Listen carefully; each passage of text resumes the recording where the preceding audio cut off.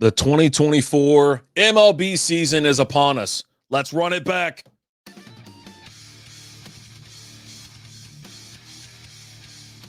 What is going on, Ranger fans? Welcome to the Texas Rangers Roundup. I'm RD. Oh, buddy, are we not excited? I'm recording this a couple days early. I understand that the 2024 home opener is going to be on Thursday, March 28th, but we have Strikeout Beer on Wednesday live.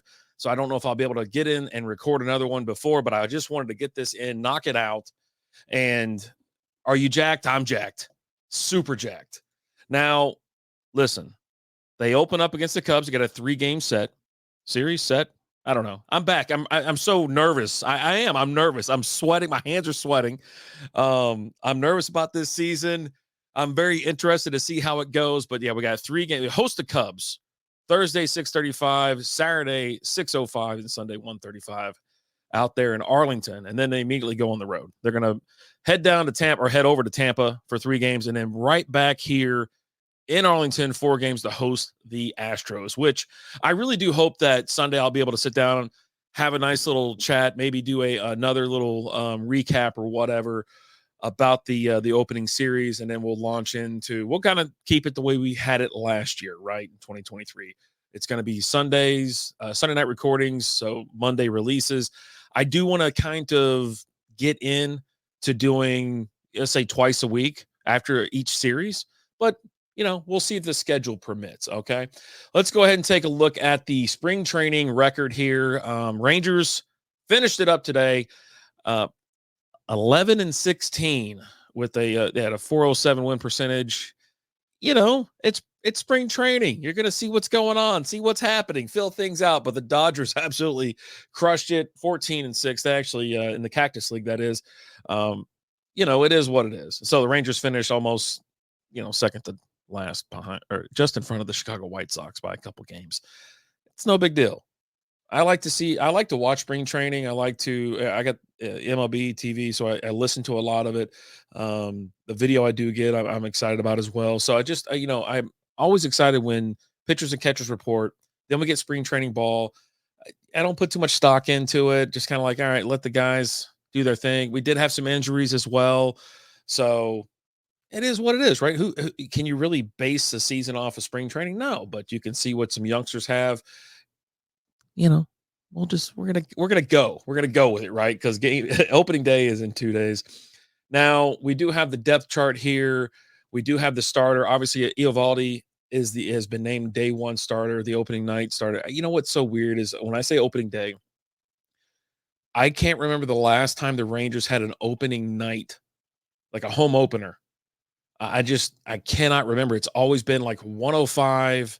Maybe you get a 205, 235, maybe 3, but never 6 o'clock. So 6:35. I heard Wade Bowen is going to be singing the national anthem. I don't know if that's correct or not, but I heard that on the ticket. Awesome dude. I love listening to his music and things like that. So it'll be fun. I don't think I'll be going out there this week or for Thursday for the home opener, just because one, ticket prices are through the roof. Now, if you're interested, you can get in the door for like $100. I think it's standing room only, $100.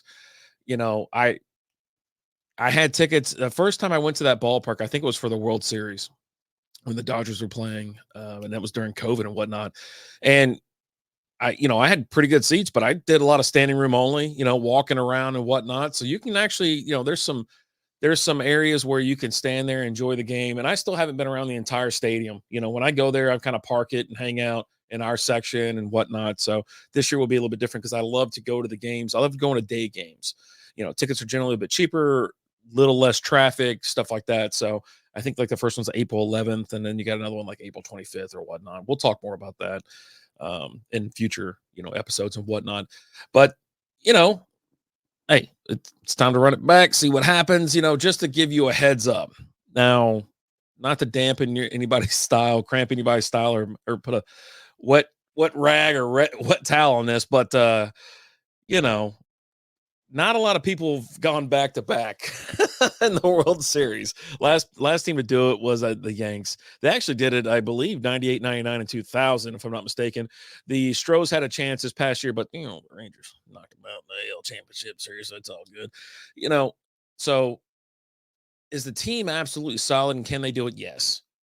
It's going to come down to pitching. They have the talent with the sticks. They have the talent in the field. So it's going to be pitching. You know, I just we need a little bit more depth. You know what I mean? Let's go. Actually, speaking of depth, let's go ahead and take a look at it. So the Rangers roster and staff, according to Rangers, the MLB.com/Rangers, you got Eovaldi, John Gray. These are pitchers. Obviously, if I just started with Eovaldi, we're talking pitchers. This is your rotation, right? Eovaldi, Gray, Heaney, Dane Dunning, Bradford, DeGrom, Scherzer, Maul. I don't know if I said that. I don't know if it's Tyler Male. I don't know. I got to learn that, I guess. I'm terrible with names, but I'm trying. All right. Now, obviously, you get DeGrom back, but he's coming off surgery. He's still in the 60-day. So, and his Scherzer's get a little long in the tooth. They couldn't keep. I just saw his name and face and picture, and he's over with Arizona and Montgomery. I don't know why they could just get this guy. You bring it back, man. Bring it back. Guy sacrificed his body, but got you through it. He was your ace through the playoffs. You know, God. Anyways, in the bullpen, you got Leclerc, Spores, Robertson, Yates, Tinoco, Dunning, which is why list him in two places? It is what it is. Brock Burke, and then you got Coleman, and then Lorenzen. Now Coleman's going to start on the injured list as well. He's 60-day. Now, as far as your catchers, you got Heim, Kisner, and then Sam Huff's in the minors right now. So obviously your starter catcher is going to be Jonah Heim. First base, Nathaniel Lowe. I swear, when you're looking at your depth chart and there's one first baseman, that's cause for concern. Let's just be honest. Now, can some of these players move over? Yes, they can. Yeah, there's some players there are some utility players and things like that where they can absolutely move over, cover the bag if needed. But yeah, I mean, Daniel Lowe, that stash plays, pal. It plays. Second base, got Marcus Semien and Josh Smith.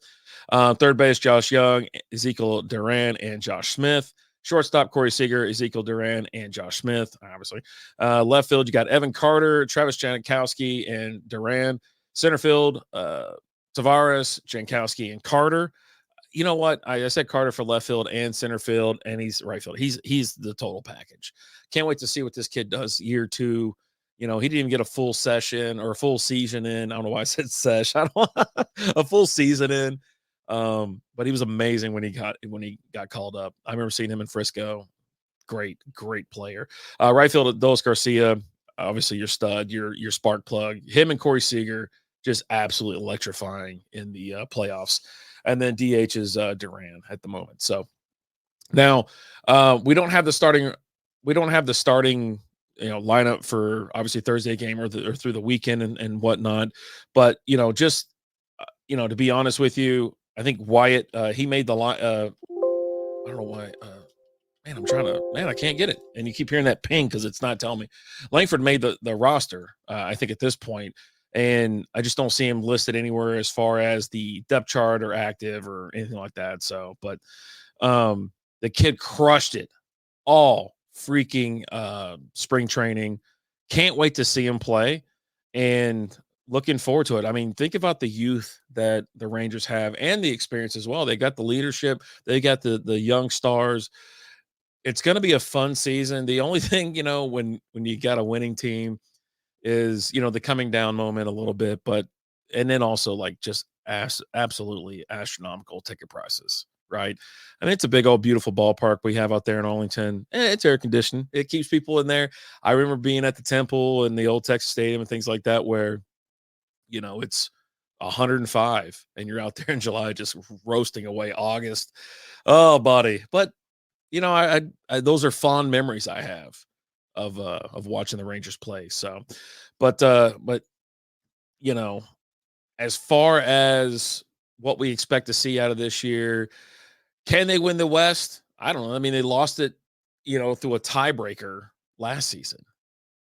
I don't know. Can they do it? I mean, let's be honest. The Angels are looking a lot better. The Mariners are not a no slouch team. The Stros are good. I mean, it's a pretty stacked. The West is pretty stacked, I would say, compared to other ones. Now, obviously, the East and the West in the American League, I think those are the two powerhouse. Obviously, on this side, you go to the National League.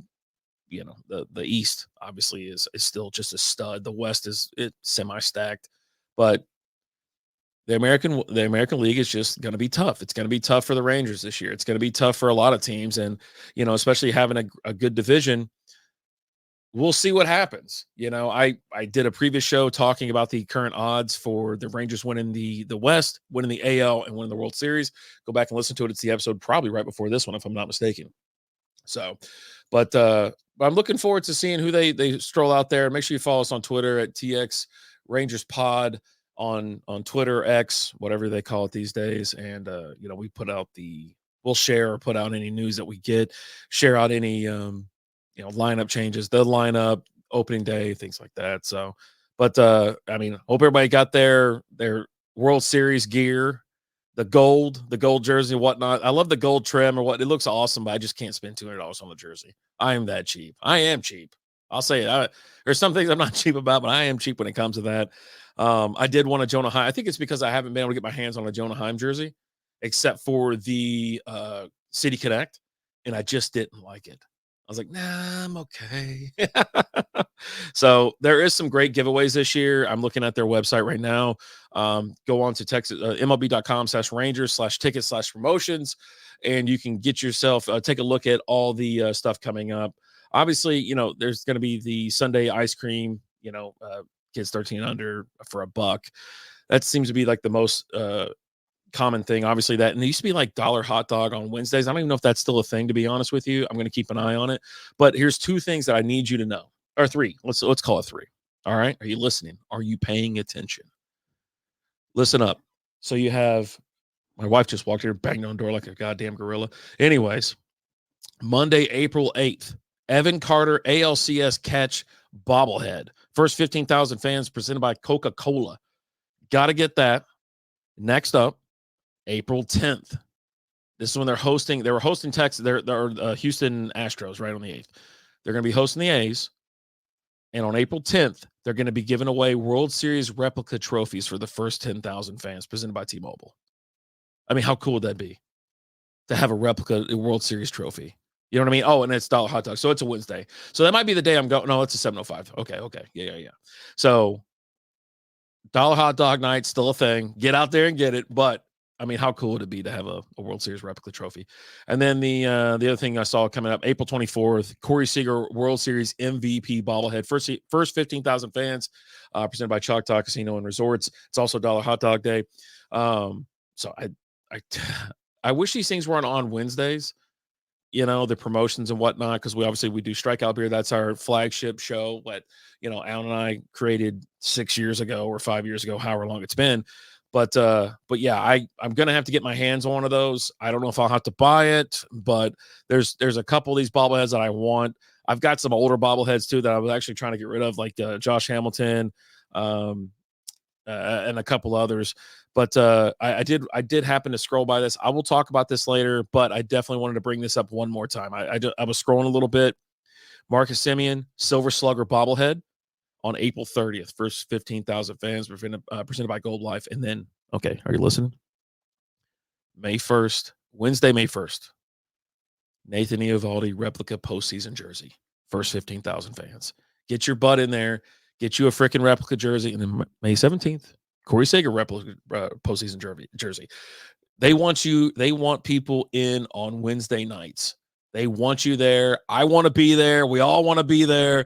But as of right now, I can see that there's 4 bobbleheads, or there's a handful of bobbleheads, but they're definitely promoting the other one. You got Eovaldi. He'll be coming up as well. So get out there, go to the ballpark, spread the love, turn the game on, share, like, follow the Rangers this year. Let's keep the momentum going. And thanks so much for listening. Thanks for being a part of this podcast.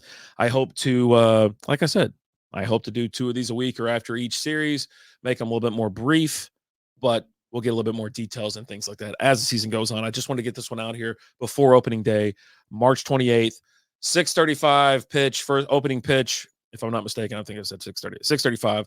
Eovaldi's on the bump. He's against Steele for the Cubs. Let's go. Let's run it back. Let's go, Rangers.